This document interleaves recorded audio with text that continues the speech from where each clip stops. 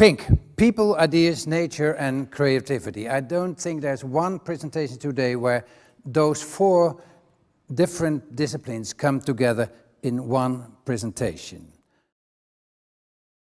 My passionate belief in life is summed up in just a few words. And actually, I guess first I'll flash the book cover. This is actually the English language version of the book called Leaving Microsoft to Change the World.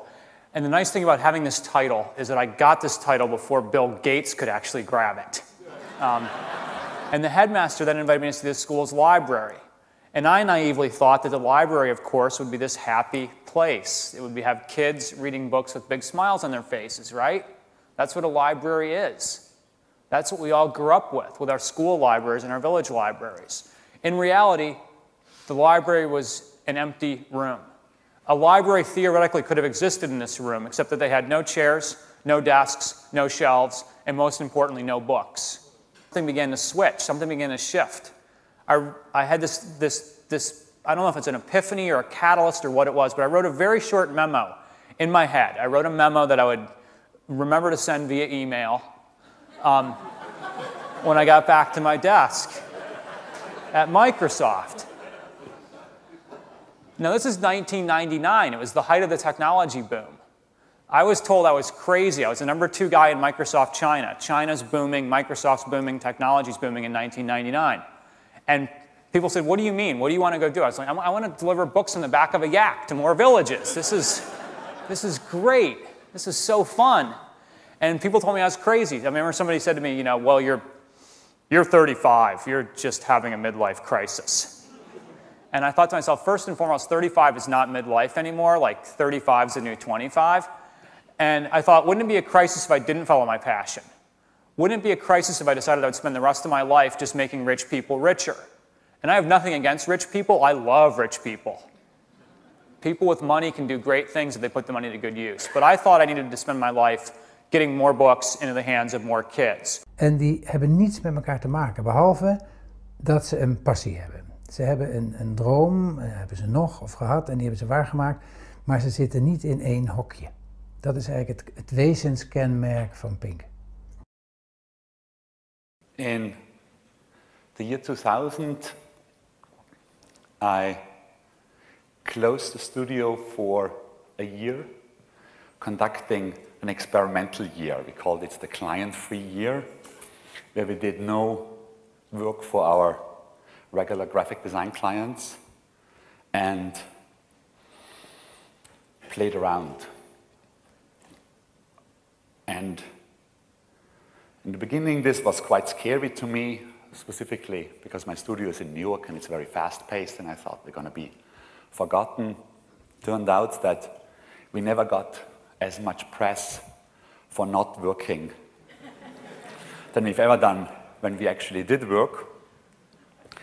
And probably also unavailability had its wonderful effects on our clients. And immediately after we opened, we started to get jobs that had an incredible amount of freedom attached to it. You know, as designers, we normally answer briefs, we sell something, we promote something, we make something understandable. And the first of these clients who called was a magazine, and they said, we have 12 pages, do something. This sounded like a terrific opportunity to me. Naively, I thought, with all the freedom of whatever you can do, this is going to be like a walk in the park. And I got stuck in it for quite a while.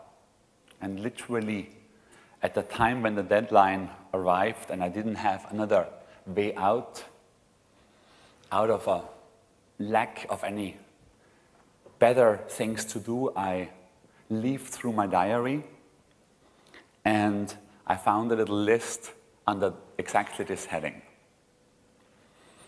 We then just picked one of these things and designed the 12 pages out of it.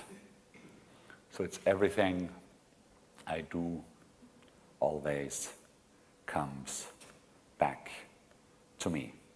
Ja, positieve kracht. En daar is natuurlijk een giga behoefte aan. Dat blijkt ook aan alle kanten. Dat is zoveel. Je hoeft de krant maar op te staan of televisie. Alles is negatief nieuws. En hier kom je met een enorme positieve injectie kom je naar huis. Ja.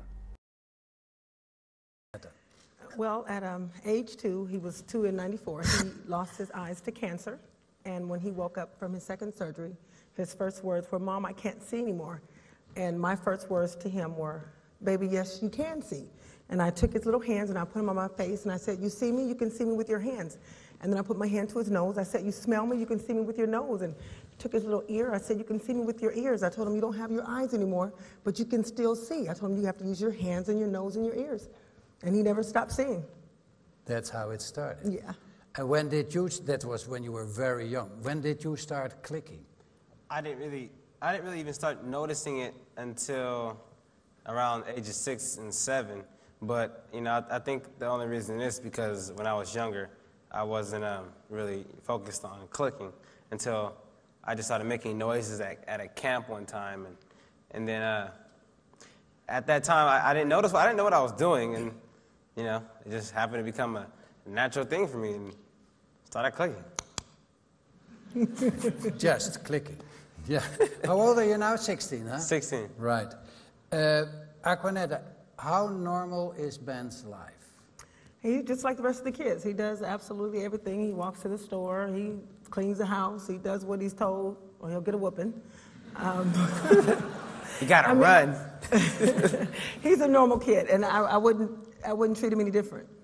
No? No. I saw in the film that you were staying on a bike.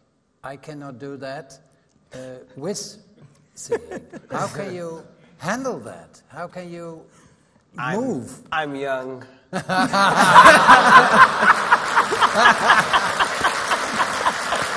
Boy.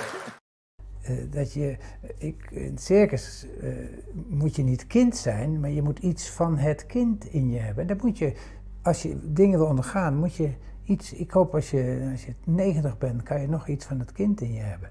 En dat geldt voor dit soort dingen. Laat maar over je heen komen, doe er wat mee en zorg dat je een millimeter verder komt. Het hoeft geen meters te zijn. Mensen zeggen ook altijd, ben je dan een meter veranderd? Nee, natuurlijk niet.